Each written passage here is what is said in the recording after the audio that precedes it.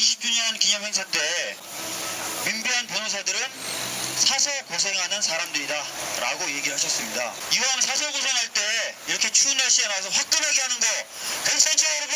네. 강정이라든지 용산, 밀양, 쌍차 인권이 침해받는 현장에서 정말 많은 싸움들을 하시고 계시고 또 이석기 의원의 내란 음모 사건이나 위원정당 해산심판 청구 사건, 전교조에 대한 노조 안임 통보에 대한 가처분 신청이라든지 공무원 노조에 대한 탄압, 철도 노조에 대한 탄압, 서울시 화교 남매 간첩단 사건 등 조작 간첩 사건들, 그 다음에 표현의 자유를 둘러싼 수많은 사건들, 그리고 이루 다 말해하지 못하는 수많은 인권들이 침해되는 그런 현장에서 정부 진짜 땀과 어떻게 보면은 많은 진짜 피를 흘려가면서, 그래서 피는 이제 커피 같은 걸 의미하는 거겠죠. 고생하시는 분들에서 싸우고 계신 민변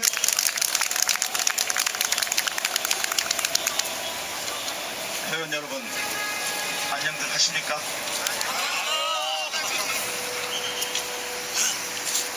저희 민변이 서초동에서 한 두세 번 정도 그동안 집회 및 시위를 한 기억이 있는데요.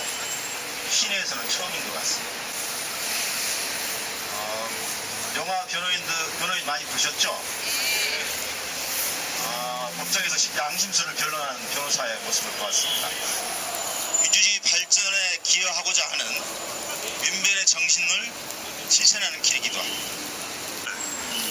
우리 시대에는 두 부류의 사람들이 있는 게 아닌가 생각이 듭니다. 안녕한 사람들하고 안녕하지 못한 사람들. 그런데 이 안녕한 사람들과 안녕하지 못한 사람들의 부류가 50대 50으로 있는 것이 아니라 어쩌면 10대 90의 분포로 많이 양극화되어 있고 편중되어 있는 것이 아닌가 이런 생각을 하게 됩니다. 그렇기 때문에 안녕하지 못한 사람들 때문에 우리 변호사님들 이 자리에 함께하고 계시는 것이 아닌가 생각이 들고, 지난 5년 이명박 정권 때나 지금 1년이 지난 박근혜 정부 때나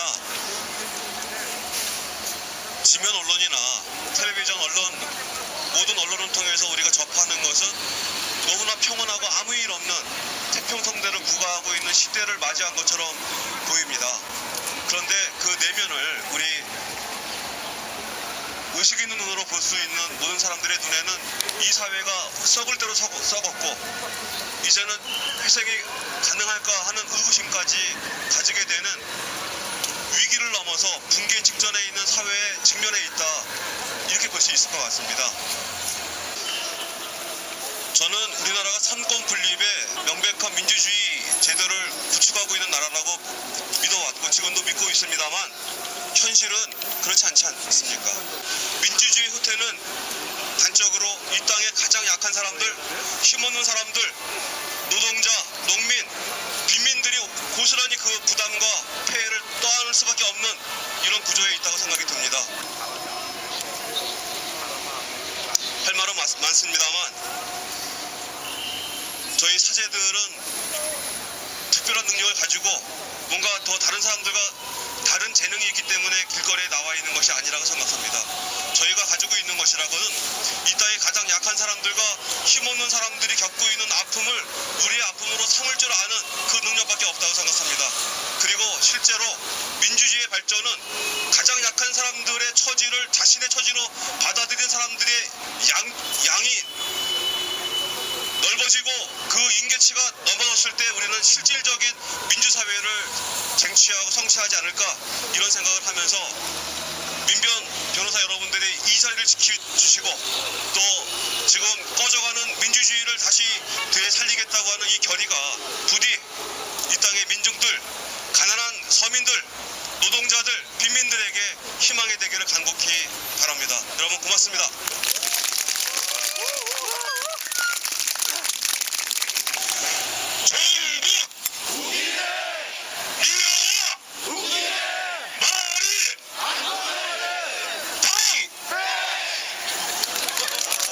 우리 비상특위 위원장님 모시고 말씀 들어보도록 하겠습니다.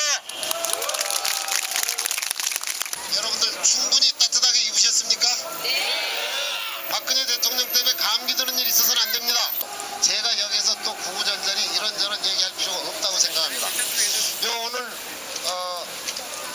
뒤쪽에 구호가 몇 개 있네요. 그건 한번 외쳐보죠. 국민을 겁박하고 탄압하는 공안 통치를 즉각 중단하라. 중단하라. 철도 민영화 계획을 즉각 처리하고 철도 노동자들에 대한 탄압을 중단하라. 중단하라. 민주노총 본부 건물 난입을 사과하고 관계자를 엄중 처벌하라. 대선의 부정과 불법을 지적하는 국민의 목소리를 더 이상 탄압 말라.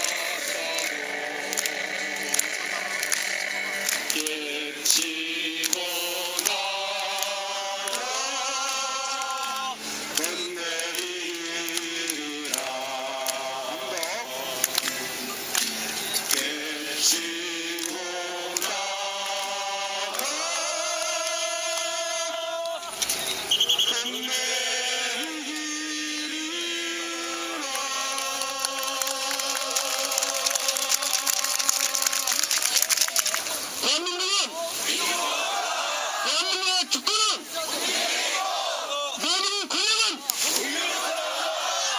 저는 부산특위의 대선 부정선거 안전팀장을 맡고 있는 조윤선 변호사입니다. 역사는 반복된다고 합니다. 한 번은 비극으로, 한 번은 희극으로. 1980년, 1970년대에는 유난히 간첩이 많았습니다. 특히 제일동포 간첩들도 많았고 또 납북 외국 출신 간첩도 많았습니다.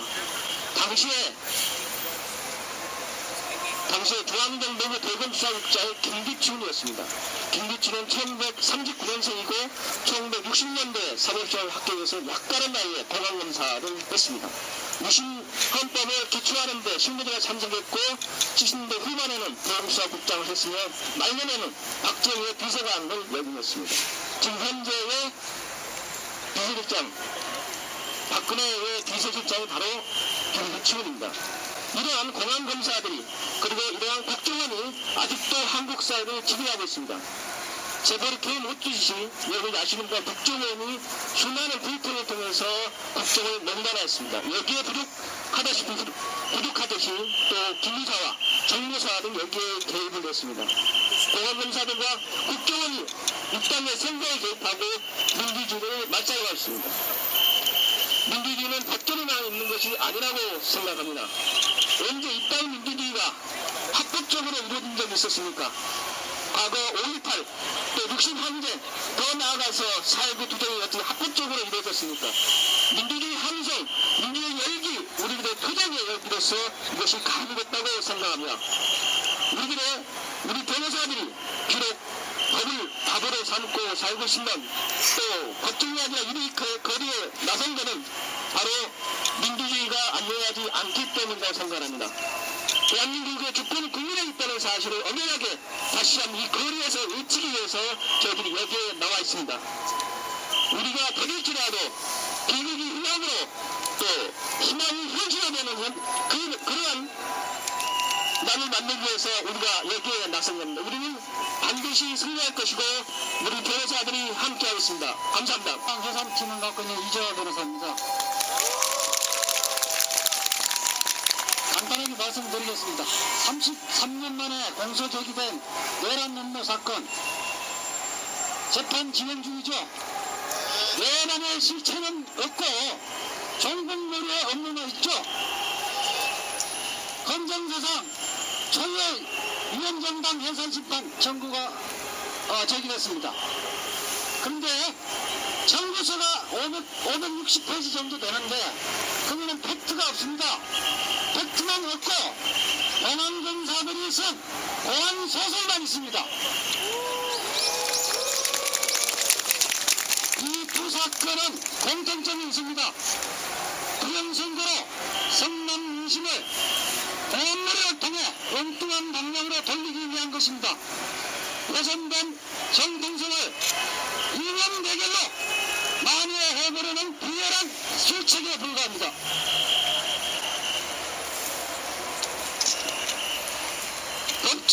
법치주의 운운하고 있습니다.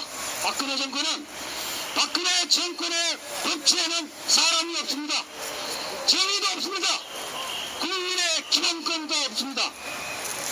오로지 오기와 보복과 안보와 복선만이 있을 뿐입니다. 이것은 법치주의가 아니죠, 여러분. 국민을 오직 통치 대상으로 삼고 있는 것이 무슨 법치주의입니까? 우리 변호사는 정권 안보를 위해 헌법과 법률을 악용하고 있는 박근혜 정권의 민주주의 파괴를 더 이상 자치할 수 없습니다. 호남 탄압 피해자들을 위해 법정에서 변론하는 것만으로는 부족합니다. 광장에서 시민들과 함께 민주주의 수호를 위해 온몸으로 던질 때입니다. 여러분, 다 함께 상계란으로 죽은 발을 넘어갑시다. 과일을 넘는다. 영화에 나오는 한 대목인 것 같습니다. 사실 저는 이제 공안 탄압 대응팀 팀장을 맡고 있는데 이거 어렵지 않습니다. 거리로 나와서 투쟁하는 팀입니다. 그래서 여러분들과 함께 거리에서 열심히 투쟁하도록 하겠습니다.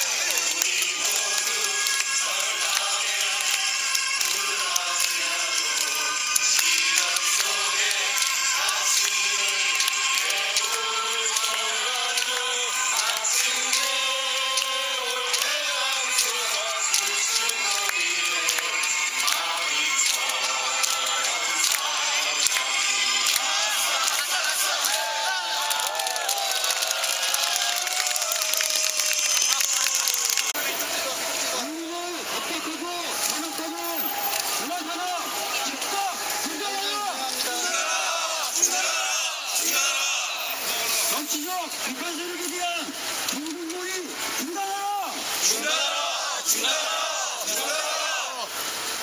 철도 민영화계획 집값 정의하고 철도 노동자들을 위한 단합을 중단하라! 중단!